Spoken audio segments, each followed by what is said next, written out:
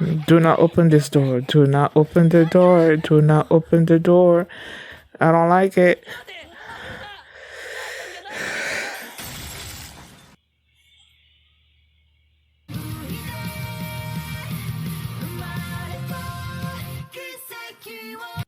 Hi everyone, I'm going to react to Demon Slayer Season 3, Episode 6. Aren't you going to become a Hashira? And last episode, the bright red sword. Oh my goodness.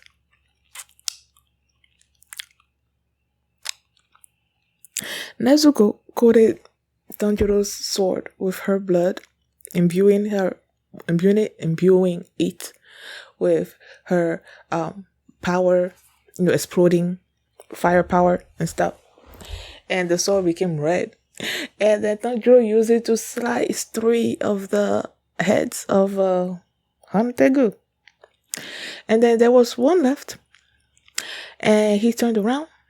He saw Genya, right? He saw Genya with the head in his hand. Genya turns around. And his face, his mouth is so diminished looking. That's where the episode ended. And then you had Kanjiro, right? That's her name. She also showed up. She was so fast and so quick.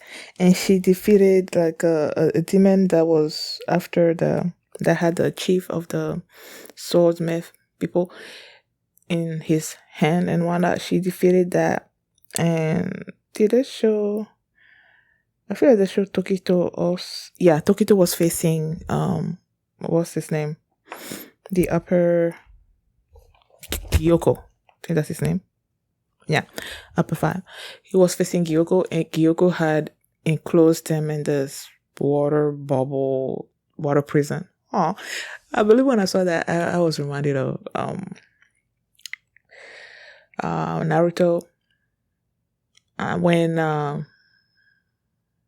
Kakashi was enclosed in the water sphere that Zabuza created. That's what that reminded me of. Whatever.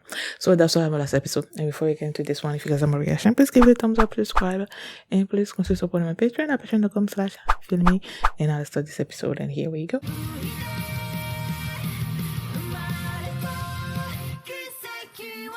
So yeah, that makes me feel better about him. And why does all these people have to have such tragic backstories, man? Like when I was seeing him and his brothers and sister getting killed and everything, I was just reminded of Tanjiro, because Tanjiro had a big family, excuse me. And then he came back home and all his family was dead. All his siblings, the mom, like everybody was dead apart from Nezuko.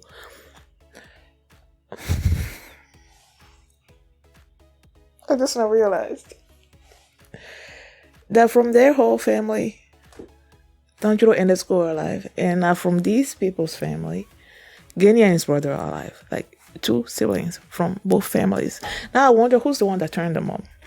At first I was like, wait, was the mom a demon the whole time before she gave birth? But it doesn't work like that. Right? So someone had to turn her into a demon. So who was it? Who's the one that turned her?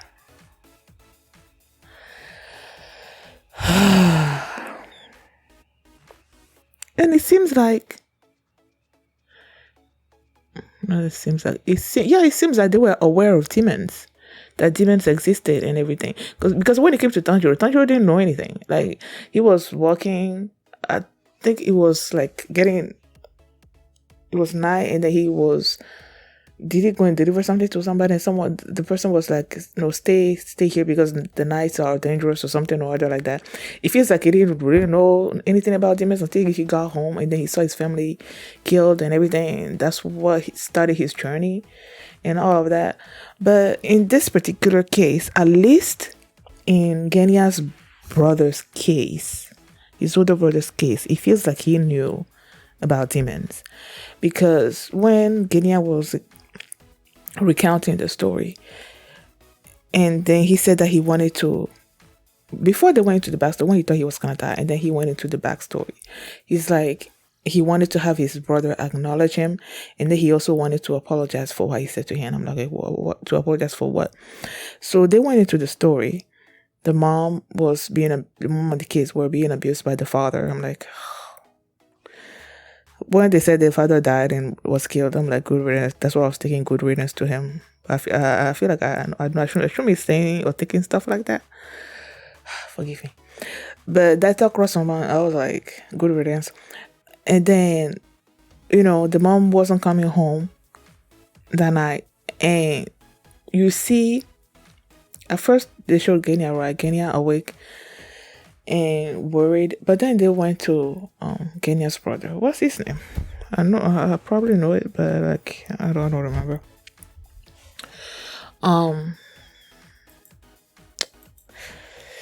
Demon Slayer.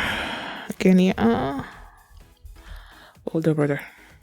Why do they keep each time I try to tap in a character from a show, and then the first thing that pops up is like death. Okay, sure. Demon Slayer Daniel Sanemi. It must be Sanemi. Yeah, I feel like it's Sanemi. That's the name. Okay, that's whatever. Like, what was I about to ask? It feels like Sanemi. When they went to Sanemi, the way he was, like, sort of like wide awake, the way his eyes were looking, it felt like he knew something,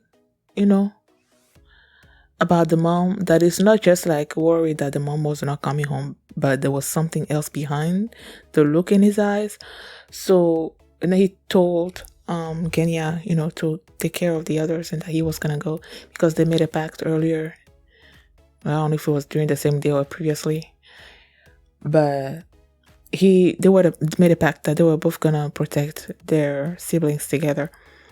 So when the brother told him, Sanemi told him to stay there, and then he went. Okay, I just wanted to make sure that it's Sanemi.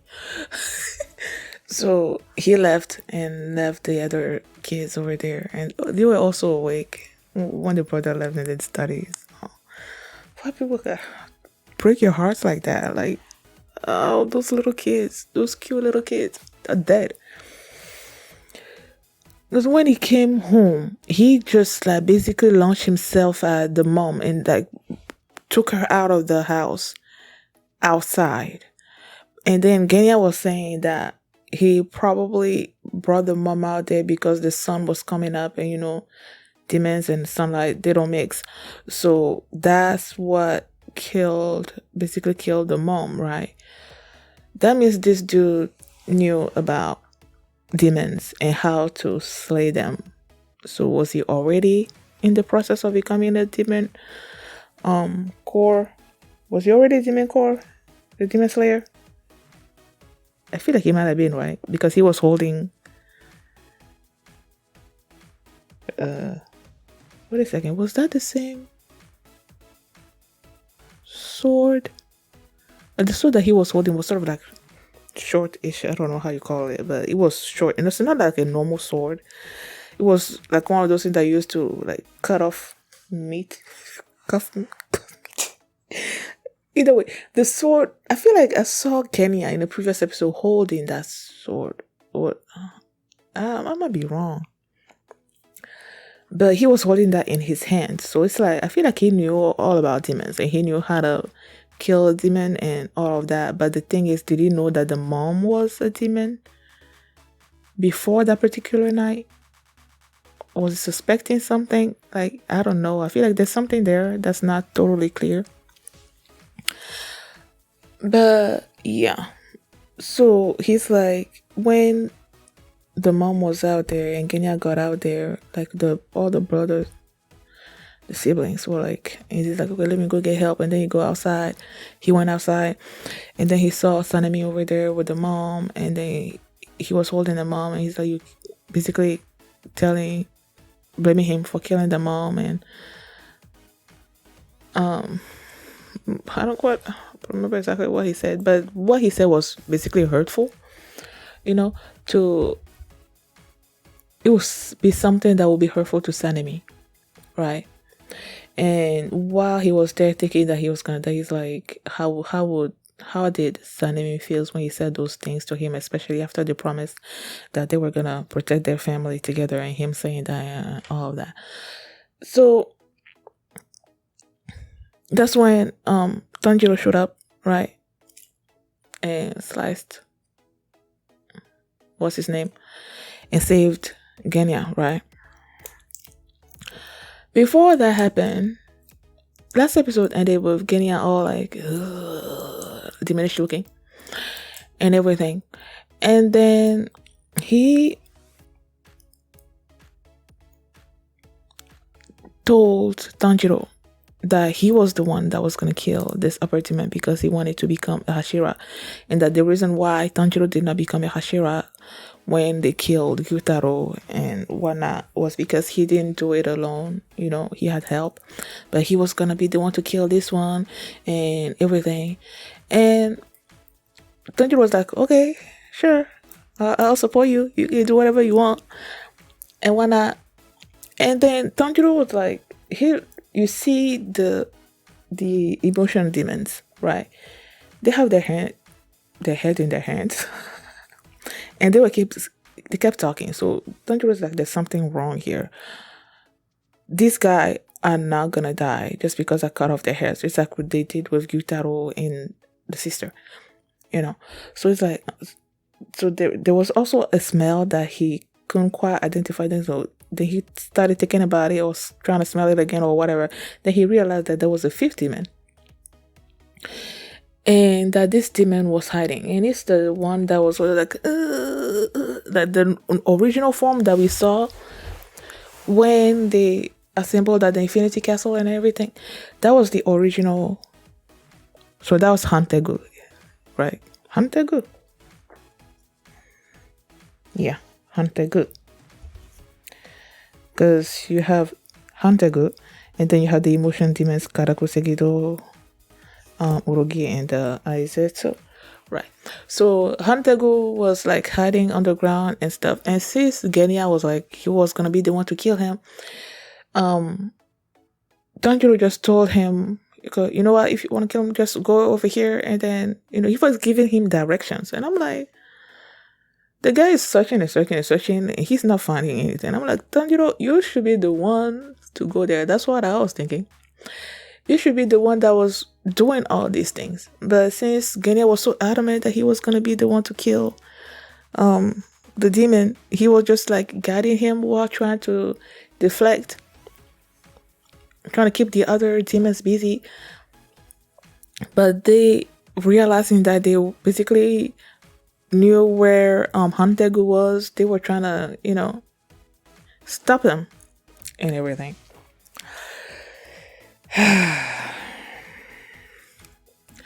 And then he finally found Hantegu, and it was this itty bitty thing that was running on the floor, and he was trying to catch him. It was hard. He finally did try to slice his head off. The head was not going off. It was so strong. The sword broke. Okay, he's like, okay, let me try my gun. And he tried the gun. The gun did not work. In that particular moment, I was wondering, okay, did the gun actually reach Hantegu? Like, did he actually, like, touch him? Or since he was so small, he missed? I don't know. So, either way, he couldn't take care of Hantegu. And then that's when, what's his name? Segido, I believe. He's the anchor person, right? Segido showed up behind, and he was about to basically kill Genya. And in that particular moment, when Genya started basically saying that, I'm gonna die, and there were tears in his eyes, and then on my mind, I'm thinking, you are nothing like Bakugo.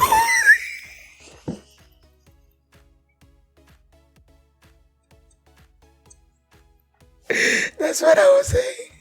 That's what I was thinking. You are nothing like Bakugo. You was too whiny for Bakugo, you know. Like Bakugo in My Hero Academia, there is no way he's gonna be like, I'm gonna die. No, and crying. You're not gonna see that. So I'm glad that there was that difference between these two characters, you know. like their reaction when it comes to being basically annoyed by somebody, like how Deku annoys Bakugo, and then here you have Tanjiro that's sort of like annoying to Genya. Apart from those kind of reactions when it comes to those two characters, I feel like apart from that, no. No, you will not never see Bakugo whining, okay, so or crying. You're not gonna see that. So yeah, that's what I was thinking when that was happening. And he was thinking, I'm gonna die, I'm gonna die. And that's when they went into the backstory. And there was also a point where they showed this clip of Sanemi telling Genya, well, basically tell him to leave the core, that he would let me see. The slowpoke like you're no brother of mine. Just quit the Demon Slayer core. Reading, remembering that, thinking about that, from Genya's point of view, yeah, I could see why he would feel like his brother was not acknowledging him, was like, I don't want to have anything to do with you or whatever.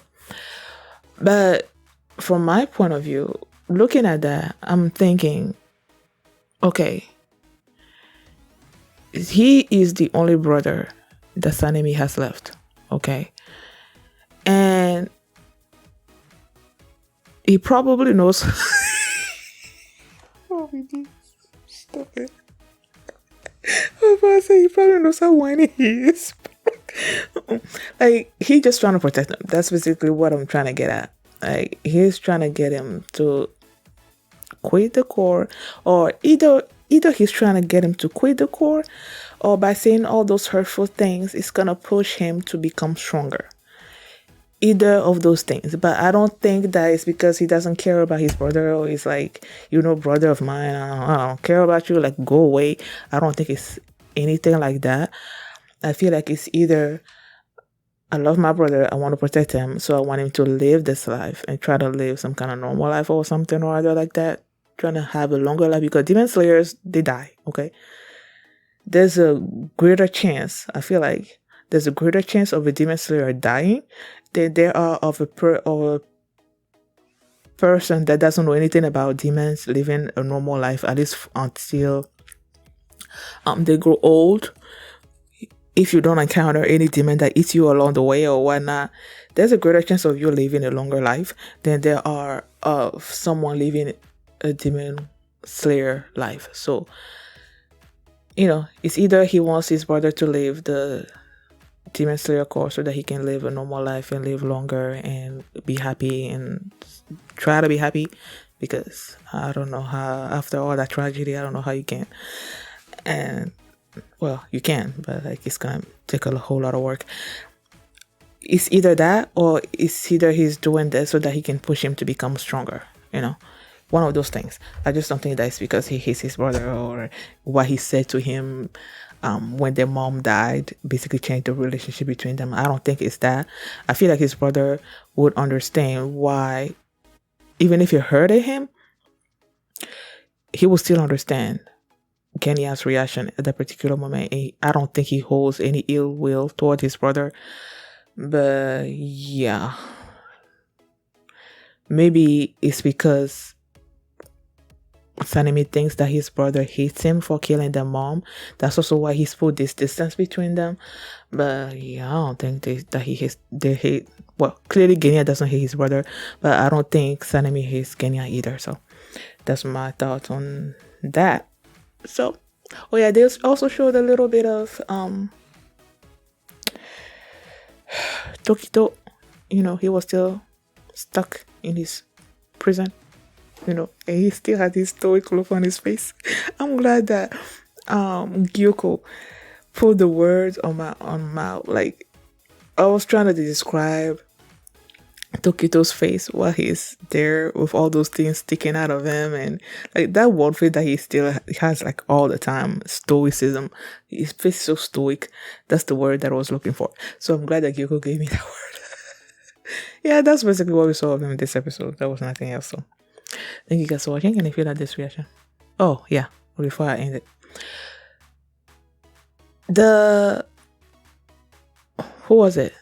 One of the demons, emotion demon, was about to attack Tanjiro, right? And then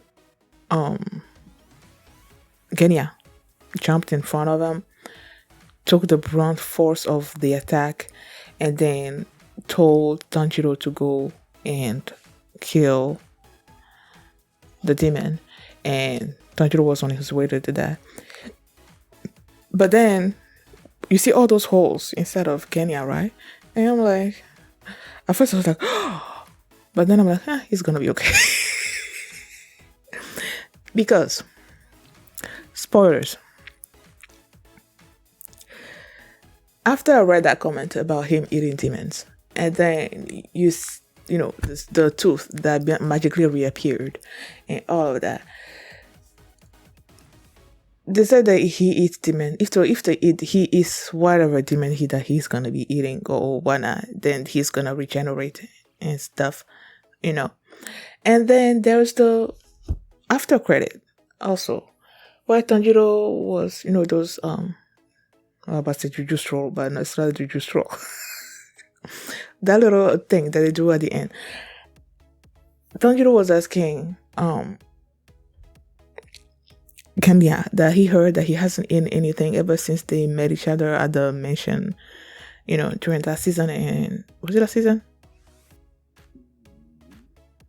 Oh no, I don't quite remember. Whenever they met during in that mansion, why not? He hasn't eaten. So I'm like, okay, so does he not eat regular food? And it's just like demons that he eats? I don't know. Is he the only person that eats it, or does Sanemi eat demons as well? I don't know. I feel like there's still more to know about their backstory, so I'm looking forward to that. So, thank you guys for watching, and if you like this reaction, please give it a thumbs up, subscribe, and if you want to see my reaction to the next episode, you can do so by checking out my Patreon at patreon.com/filmmini, and you can also see the full length of this reaction there as well. So, thanks for watching, and I will see you next time. Bye. J'en ai vu de tout petits qui étaient si jolis. Dans ma main, je les ai pris et dans ma poche, je les ai mis. En sautant dans la rue, je les ai tous perdus.